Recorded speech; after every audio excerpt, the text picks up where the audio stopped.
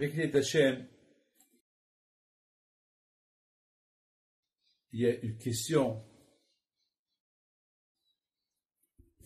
que mon fils m'a posé une belle question. Rabbi Michael m'a posé une très belle question.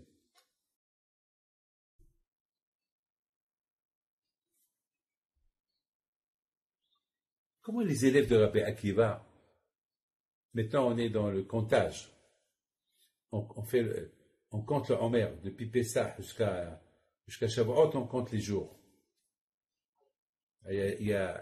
C'est une mitzvah de la Torah, de faire Sfirat HaOmer, de compter les jours. Lorsqu'il y a un mariage, on compte les jours quand on va se marier. Là, on va recevoir la Torah. Hachem nous a donné 7 semaines entre Pessah et Shavuot pour recevoir la Torah. Alors, on compte les jours et on compte les semaines.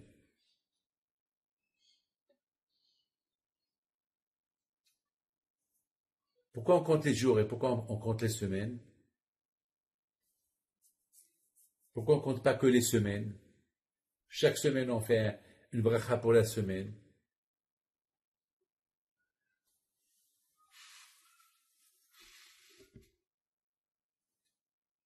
Il y a, mes amis, toujours le chiffre 7. Hachem, il a créé le monde en 6 jours. Et le 7e jour, il s'est reposé. L'Emouna, celui qui respecte Shabbat, c'est qu'il croit en Dieu qu'il a créé le monde en 6 jours. Et le Shabbat, il s'est reposé. Le fait que toi, tu te reposes le Shabbat, la fin de la semaine, c'est le Shabbat du 7e jour, alors tu deviens incroyant. Ça veut dire que tu crois que c'est Dieu qui a créé le monde en 6 jours, et il s'est reposé Shabbat. Hachem, il te donne le 7e jour de réflexion. Tu te reposes. Tu donnes un jour pour Hachem. Hachem, il t'a donné 6 jours pour toi. Toi, tu donnes un jour pour Hachem. Vous vous rendez compte? Quelle association? Toi, Hachem te dit, voilà, on va être associés, toi et moi. De moins qu'un jour. Je te donne 6 jours. 6 jours de vie. 6 jours de parnassa. 6 jours ce que tu veux. Toi, dans un jour. Mais c'est une très bonne association. Imaginez-vous que tu mets une affaire, c'est 50-50. Tu mets $10 et l'autre, il te donne $50 ou $60. C'est pas chose, c'est gratuit. Toi, tu mets $10, lui, il met $6. Et $60, c'est beaucoup.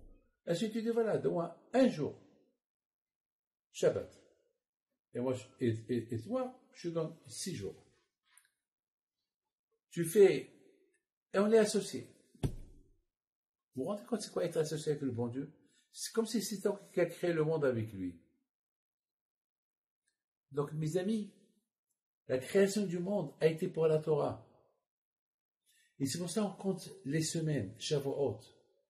Les semaines pour se rappeler que Hachem, il a créé la semaine, 6 jours pour toi, 1 jour pour lui. Après, tu comptes chaque jour. C'est ça la bataille. Tu comptes 7 semaines, ça veut dire 49 jours. Tu comptes 49 jours, 7 semaines. Tu te prépares pour recevoir la Torah. Et pendant ces 7 semaines-là, il y a eu un drame qui s'est passé. 24 000 élèves de Rabbi Akiva, ils sont morts.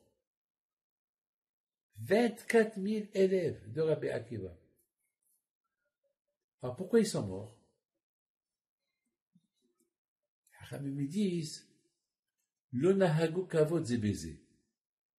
Parce qu'ils n'ont pas fait kavod, ils n'ont pas honoré l'un à l'autre. C'est grave ça. Très grave. Ici, vous savez que parmi ces 24 000 élèves de Rabbi Akiva, il y avait Rabbi Shimon Bar Yochai, il y avait Rabbi Meir Alanes, Il y avait 5 grands tzadikim. Ceux-là, ils ne sont pas morts. Ces 5 tzadikim sont restés vivants. Vous savez pourquoi ils sont restés vivants? C'est parce que ces 5-là, ils étaient des grands tzadikim et eux, ils se respectaient beaucoup entre eux. Ils ont quitté les élèves de Rabbi Akiva. Alors, la question, elle est, Hachamim me disent que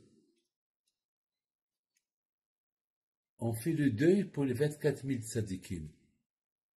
Je m'excuse. S'ils ne se sont pas respectés entre eux, pourquoi je dois faire le deuil pour eux? Je ne fais pas le deuil pour beaucoup de tzadikim. Pourquoi je vais faire le deuil pour eux? Pourquoi je ne fais pas le deuil? Je ne sais pas moi, il y a eu beaucoup des villes, ils ont été rasés par les nazis. Pourquoi on ne fait pas un deuil pour les 6 millions de juifs? Pourquoi on ne fait pas, je ne sais pas moi, une semaine de deuil en mémoire de les 6 millions de juifs? Vous vous rendez compte que les nazis tuaient presque 20 000 juifs par jour? Je ne sais pas moi. Pour 6 millions de juifs, on aurait pu faire. Pourquoi les Hachamim, ils ont instauré.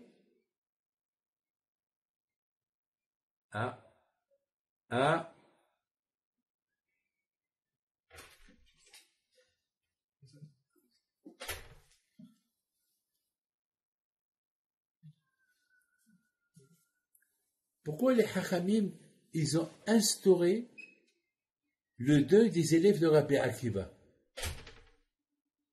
Pourquoi ils n'ont pas instauré, je ne sais pas, un deuil pour les 6 millions de juifs?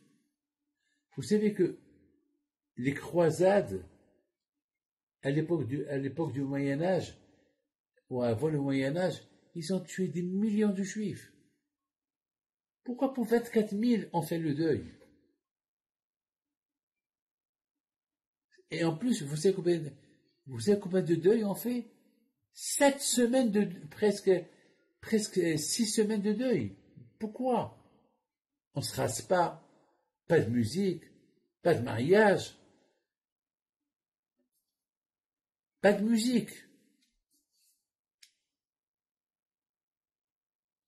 Ça, c'est la première question. La deuxième question, c'est ça la question qu'il m'a posée Rabbi Michael. Mais Rabbi Akiva, il a dit, aime ton prochain comme toi, aime ton prochain comme toi, c'est la base de la Torah. Comment les élèves de Rabbi Akiva, ils n'ont pas pris ça de Rabbi Akiva? Comment ils n'ont pas fait? Comment ils n'ont pas honoré l'un à l'autre? Alors que Rabbi Akiva, il dit, aime ton prochain, c'est la base de la Torah.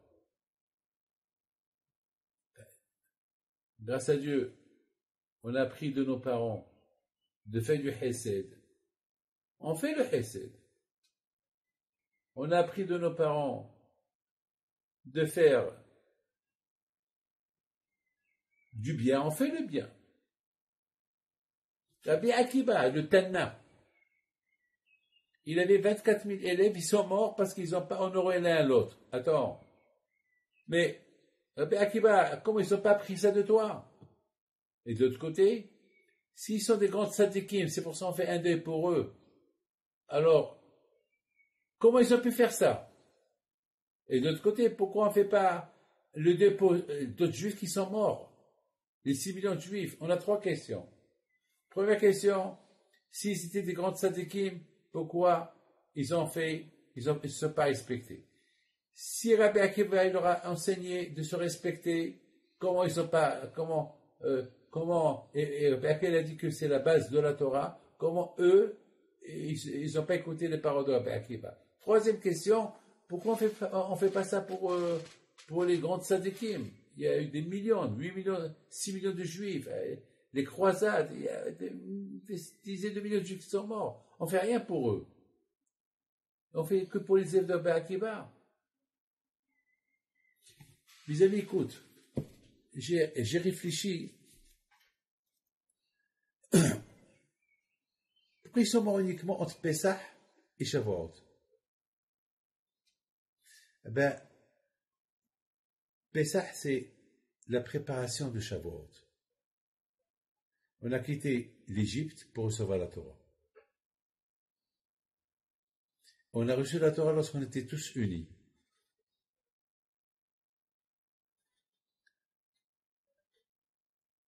Les élèves de Rabbi Akiba, c'est le symbole de la Torah. Les grandes tzadikim.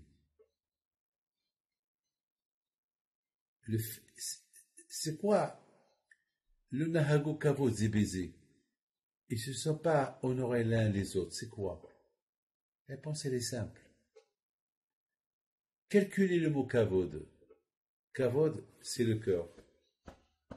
Kavod, c'est les gématarias de 32. Kavod. 32. Le cœur, c'est 32. Ils se sont respectés. Mais il n'y avait pas... Il manquait quelque chose dans le cœur. Vous savez que Rabbi Akiva, il peut voir uniquement la façade. Il ne voit pas ce qui se passe dans le cœur. Le cœur, c'est Hachem seul qui le connaît. Vous savez que ces tzadikim, là, ils étaient tellement des grands tzadikim que jusqu'à que Hakadosh, il a jugé même le manque de kavod qu'il y avait, le manque de kavod qu'ils avaient, pas dans leur cœur vis-à-vis du prochain. C'est grave. Moi, je te fais kavod. Tu me vois, ça va, tu vas bien avec le sourire. Mais est-ce que mon cœur, il sourit, il pense comme moi? Je ne sais pas. Ça, c'est Hachem seul qui le sait. Il manque le cœur. Kavod. Le Nahago, c'est pas écrit lo ahavu ze et ze. C'est pas écrit ils n'ont pas aimé. Le Nahago Kavod. C'est pas écrit lo ahavu, ils n'ont pas aimé. Non, ils s'adoraient. Le Nahago Kavod.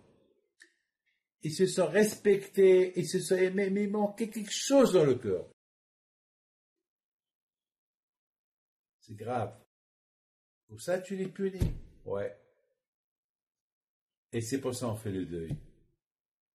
On fait le deuil pour cette punition grave qu'ils ont été punis les élèves d'Rabbi Akiva pour une toute petite chose qu'ils ont fait.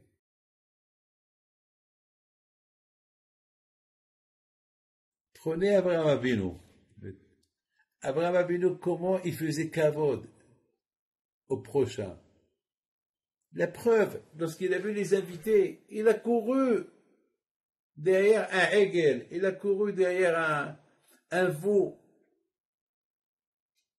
Vous vous rendez compte, un vieux monsieur qui court derrière un veau, parce que c'était le meilleur veau. Mais attends, Abraham, tu as fait la Brit Mila, tu es fatigué, assis-toi, repose-toi. Laisse quelqu'un d'autre faire ton travail. Non, c'est lui qui le fait. Quel amour il avait, Abraham Abinu, du prochain. Même les Sédomim, lorsque Hachem il a dit qu'il veut les tuer, il a commencé à prier pour eux. Mais il n'a pas prié lorsque Hachem lui a dit, va, égorge ton fils.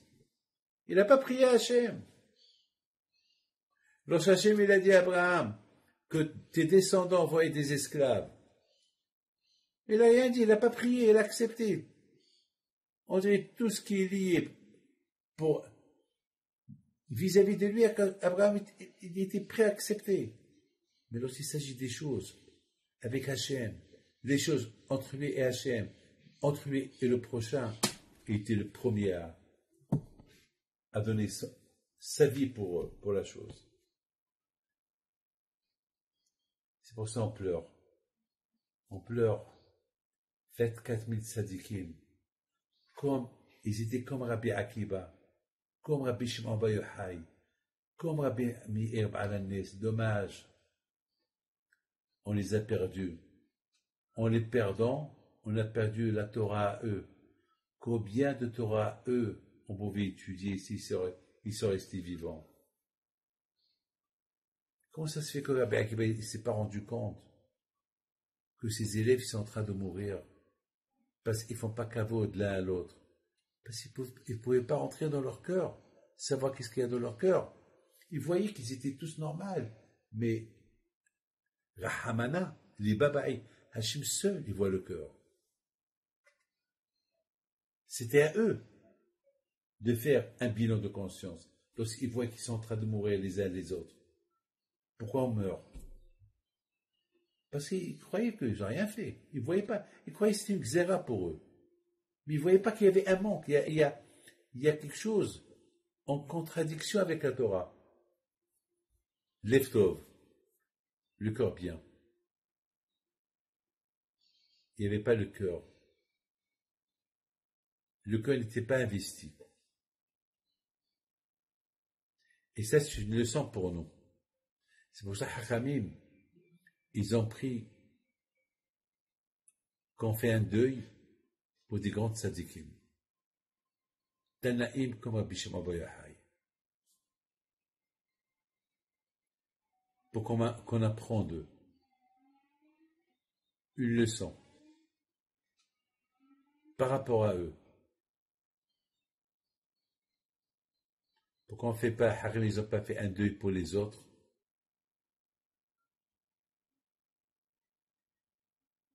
Ce qui est sûr est sûr. On sait que Rabbi Akiva, il était comme Moshe Rabbeinu. On connaît que ses élèves, ils sont comme lui. Ça, c'est du sûr. Et malgré tout,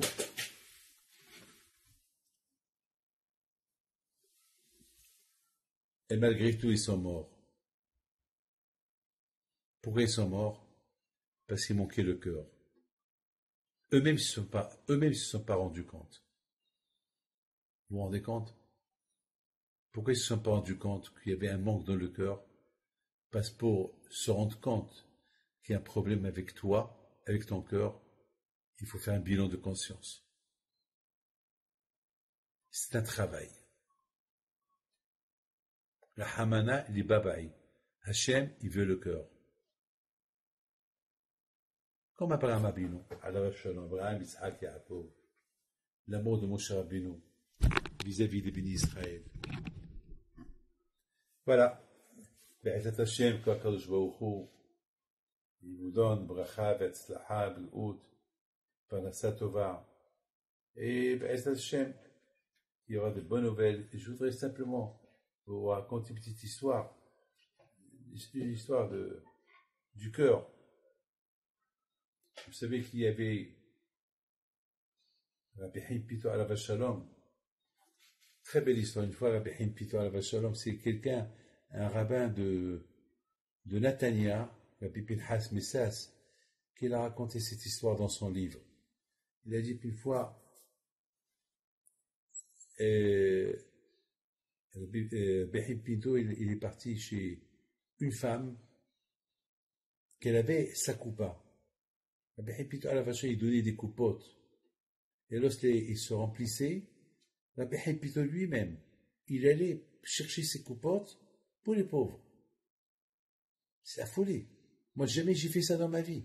Aller chercher les coupotes. Ça veut dire que je suis zéro. Ah oui, j'ai des donateurs, ils m'envoient des chèques. Mais Rabbi Haim Pito, il était 1 milliard de fois plus que moi. C'est tzaddik.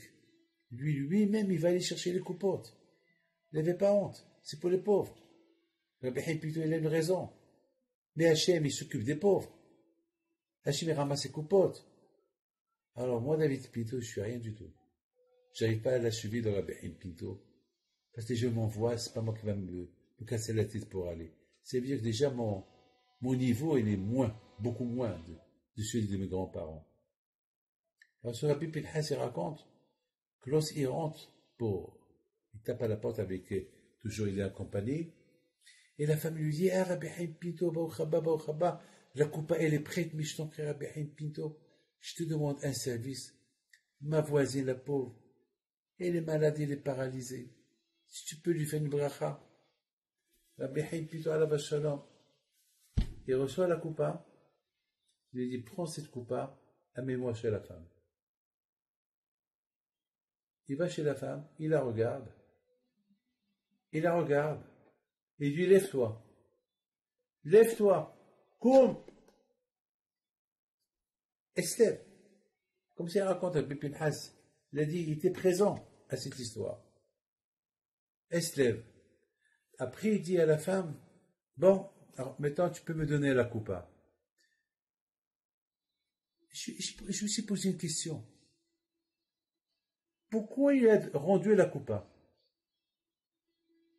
J'ai pas compris. Pourquoi il la pose pas? Vous avez compris? Pourquoi il la pose pas? Pourquoi il dit, tiens, après il dit, renvoie la coupa. J'ai pas compris. Vous savez, moi, j'ai fait un pile-poule. Les histoires de mon grand-père, je lui ai des raisons. Pourquoi il a pas donné la coupa à un de ses gabaïm, à ceux qui l'accompagnent? Pourquoi il la rend? Tiens, je te rends la coupa. Maintenant, rends-moi la coupa. Il s'est dit dans sa tête, il se peut que cette femme-là, elle m'a donné la coupa avec une condition que cette femme, elle se lève. Alors, si je prends la coupa et cette femme-là, elle se lève pas, c'est-à-dire que je vais voler l'argent. Parce que cet argent-là, c'était une condition. Alors, Rabbi Hipiti, il rend la coupa. Il prie, il lui dit, lève-toi. Si elle se lève, on renvoie la coupa. Si elle se lève pas, reprends ta coupa. Je ne lève pas. C'est du gazelle. Regardez les tzadikim, comment ils étaient pointilleux. À même les tout petits détails des détails. Vous savez que j'ai trouvé une lettre de Rabbi Hipito le Grand, il y a 250 ans. Il a vendu une maison avec la cour. Et c'est écrit dans le shtar, dans les papiers de vente, que Rabbi Hipito, il a vendu la maison, il a vendu les clous qui sont cloués dans le trou. Mais attends, même les clous,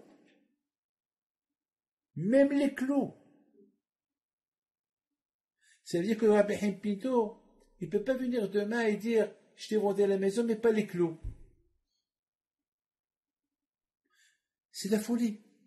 Regardez comment ils étaient, ces tzadikim, ils étaient très pointilleux avec Akadosh Baruch Hu. Alors Akadosh Baruch Hu, il en a voulu aux élèves de Rabbi Akiva. Rabbi Akiva qui dit, aime ton prochain comme toi. C'est quoi aimer? Aimer, ça vient du cœur. Vous aimez le prochain, mais il manque quelque chose dans le cœur. Kavod. Il manque quelque chose. C'est pas du 100%. C'est peut-être 99,99. Il manque machéo. Il manque quelque chose. C'est de la folie, ça. Et pour Matan Torah, c'est un problème. Parce que on apprend ça de Abraham. Abraham est donné du 100% à Dieu, du 100% à d'autres. Et pour ça, pourquoi Hachem il a aimé Abraham? Il a aimé Abraham qui est da'ativ. Parce qu'Abraham il va transmettre à ses enfants de l'aimer à 100%. Il n'y a pas de 99,99. Voilà. Dieu vous protège.